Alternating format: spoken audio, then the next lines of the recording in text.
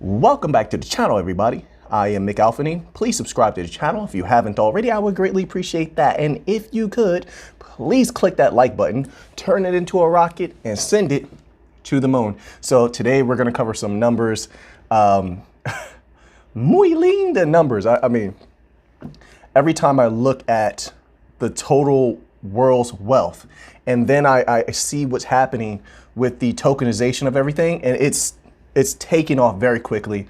Also, they had a Davos today where one of the members on the panel was saying that they expected exponential growth in the rapidity of the tokenization of everything only to increase over the next 2 years. So this is going to be a very interesting 2 years when it comes to the tokenization of real estate. Pay attention to those types of protocol that specialize in the tokenization of real estate. Okay, you have Proppy taking off. It's taking off. Okay, so and it's just the first. There's going to be others. So you want to make sure you're keeping your eyes open for those particular opportunities. The metaverse, I can't iterate this enough. The metaverse is going to be huge. All right. With all the things they're trying to do within the metaverse, as I said before, if they put movie theaters with real movies in the metaverse, whichever crypto runs that, whichever blockchains act as a host to those things, are going to take off. So yes, you want to pay attention to these blockchains that are building some of the most brilliant metaverse worlds, and just keep an eye on them. It doesn't mean you have to go out and buy a ton of their coins. It doesn't mean you have to buy, but sometimes it's good just to keep an eye on a project and watch the progression of it. Then if you're interested in it, you get involved later. One of those projects, in my humble opinion, is what Zilliqa is doing. Now, Zilliqa was something else before the metaverse, but now that they're building Metopolis, it's something that I'm keeping my eye on. I'm keeping my eye on it. That Metopolis could end up being something major. So that's just one. That's just one project. I'm just throwing out an example. So now, when it comes to XRP and XLM, HBAR, Algorand, they're going to move so much money. It's unbelievable.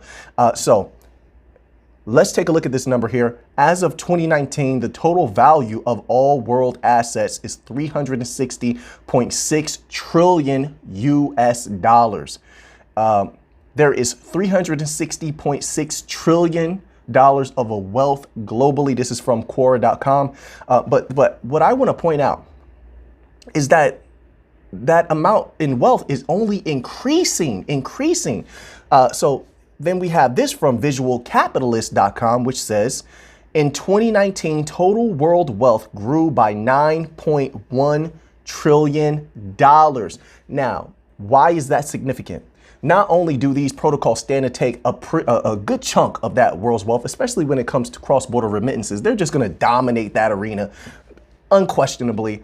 I think even the central banks and commercial banks and large business institutions understand that the blockchains, XLM, XRP, HBAR, Algorand are going to dominate when it comes to B2B and P2P cross-border remittances. So that's, in my opinion, that's a given. And those prices are going to go absolutely parabolic just off of that alone. They're going to fly. Those prices are going to fly. So everyone who's buying now, not financial advice, I'm not a financial advisor, but all of those people who buy now, it's like 25 cents for XLM, 72 cents for XRP, 25 cents for HBAR. My goodness, you're going to see some unbelievable returns as long as everything continues the way that it is. And it's been going great. It's been going great. It's just a matter of people's patience. That's all. But people who are buying at these prices, or who bought even lower long ago in the beginning, they're going to see exponential returns. But look at that growth, $9.1 trillion. It increased. And that was in 2019. Now, we know that a lot of the governments have been printing a whole lot of money. But here's where it becomes significant and brings some things into perspective. Most people aren't making that much more money. So you have them still in sort of the same classes. If you're looking at it like lower class, middle class, upper class, they're still hovering in those categories. Meanwhile, if you're holding one of these protocol, the amount of capital that you could stand to make from those protocol, XLM, XRP, is only increasing. It's only increasing over the years. That's unbelievable, which means that there is the potentiality to catapult from whatever class you might be in, lower class, middle class, maybe even the lower end of the upper class, to catapult yourself up an entire category as far as living in class. It's unbelievable what's happening, the opportunities that are actually presenting itself. So let's just go over those numbers one more time. $360.6 trillion in US dollars of wealth globally. As I said before, they're tokenizing real estate already. Property is flying right now. So real estate, music licensing, wait until that fully enters the tokenized markets. Just wait. ETFs, stocks, wait until all of that is fully tokenized and all of that is flowing through the blockchains, XLM, XRP, Algorand, and HBAR, okay? There's everything. They're tokenizing everything. So when you're talking about all of the money, all these protocol have to do, all these blockchain companies have to do, the foundations and the companies, is to continue to innovate, stay ahead of the legacy system, and they're going to scoop up a good chunk of that market. Now, let's talk about XRP, Ripple. They're going to dominate. I mean, absolutely dominate. I know so many people want to give up on XRP. That's up to them. If that's what they want to do, perfectly fine. Okay, perfectly fine. But they're going to dominate. I'm telling you. Let's say, even if they wanted to give up on the United States, they would still dominate, but they definitely want to take the market that is the United States, since Ripple wants to do what? Let's just revisit this for a moment. Ripple wants to replace Swift. Let that sink in for a minute. If you understand what Swift is and what Swift does, as it rests on its laurels and the little baby steps that they've been making, as they're doing this experiment right now, they're doing an experiment where they're testing tokenized assets. Listen, those are just tiny little baby steps. That is absolutely no threat to what Ripple wants to do as far as replacing Swift, not integrate with Swift, not integrate, replace Swift if it succeeds in its mission in replacing Swift, and it definitely could, and it's been setting itself up to do so. Let's take a look at a few things. That are very interesting. Swift messages direct the transfer of nearly $5 trillion each day. Let me say that one more time. Muy linda, mi gente. $5 trillion each day. Let's say XRP is moving even a modicum of that. Let's say it's moving the entire thing. Let's just jump out the window. Just head first, just jump out the window. And let's say it takes that entire system over, right? Swift is done away with, and XRP 100% replaces Swift. $5 trillion a day. What does it do to that XRP price? Think about that for a minute. $5 trillion each day. Okay, so now let's continue on a little bit further here, okay? So how many transactions per day does Swift process, right? So keep in mind, they're using FIN messages, FIN messages, which is the transfer of the financial data. Okay, so this is how they're measuring the transactions per day. So this is from Swift.com, and it says, in year to date, in YTD, November 2021, Swift recorded an average of 41.8 million FIN messages per day. That's 41.8 million transactions per day. What do you think it's going to do to that price of XRP? What do you think? So when people are saying that they're buying the dip and they love the dip and they're scooping up more XRP, and you hear a lot of the biggest YouTubers on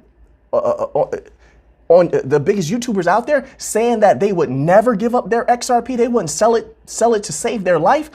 This is why. What XRP stands to do is absolutely unbelievable. It's mind-blowing. So 41.8 million FIN messages per day. And what did we say before? Swift is moving $5 trillion worldwide each day. That would only increase, by the way. Just know that it would only increase because they're working with an antiquated system that is extremely flawed. Whereas when you bring in this brand new race car, so to speak, Ripple, moving everything cost effectively, smooth, on demand liquidity. Don't underestimate that on demand liquidity. The money that's going to be moving is going to be more entities, more powerful entities with a ton of money, a ton of capital, moving, more willing now to move it through the new system. That money is only going to increase. It's not going to stay at 5 trillion each day. It's going to increase. And we just saw that the worldwide wealth, as they're tokenizing everything, is only increasing. So the liquid cash is also going to increase. Liquid assets are also going to increase exponentially over time. So what we're looking at when you're holding XRP, when you're trying to deduce, is XRP going to fly? It's going to fly faster than a rocket, than any rocket you've ever seen or heard of. And the impact it's going to make, it's going to be so mind-blowing. There's going to be a lot of people who are going to have regrets, in my humble opinion. Let's go here. Let's move on. Okay. XLM is the same thing, but we're going to concentrate on XRP right now because their goal is to replace Swift. Okay. Sometimes we got to go back and just clarify that for ourselves. Okay. So now here we have, this is swiftinstitute.org, and it says, we now do the same for interbank transactions over networks such as Swift and Fedwire. Fedwire, we're going to get into that at some point again. We covered it in a prior video. We went pretty deep with Fedwire. We pulled up some of their financial documents. We may do that again and get an update from them. Okay. So subscribe to the channel for that. We're going to do a lot of good things on the channel. It says payment. Oh, okay. These are several orders of magnitude larger than cash transactions. Several orders of magnitude larger than cash transactions. The average Swift payment is the equivalent of 400,000 euro. My money volcanoes. Oh my goodness. Arnold Schwarzenegger is just on my shoulder. You know, when little Arnold hasn't appeared in a long time, has he? Right? Remember that in the beginning, Arnold would appear on my shoulder. Get to the buy button now. Arnold saying, get to the buy button and get some more XRP. And I might just do that. I might do that.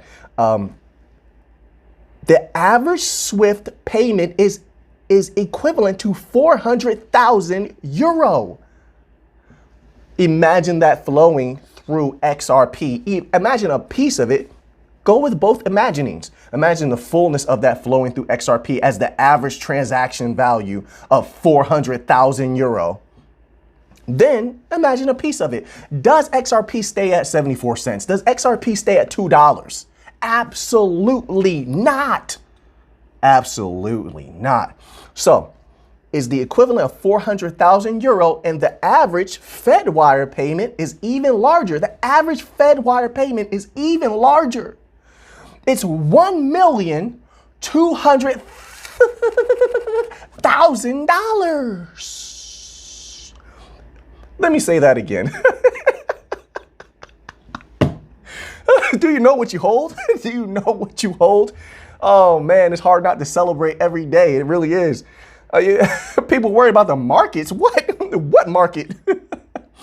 We're holding XRP and XLM and HBAR and Algorand. What market? You look at, I don't throw a party every day. So Fedwire payment is even larger. $1,200,000 is the average Fedwire. This is what it's saying here. This is from Swift Institute. The average Fedwire payment. That's absolutely unbelievable. That's absolutely unbelievable. I can't even believe what I'm reading here. And this is from a PDF, and hopefully this is accurate. It's from Swift Institute. So this is for interbank transactions. Let's just clarify that. And what is XRP going after? The banks. The banks. The banks. My goodness. Can you imagine the average XRP payment being equivalent to 400,000 euro? The average XRP payment, interbank payment, possibly being hovering around $1,200,000. Unbelievable. Unbelievable. Do you know what you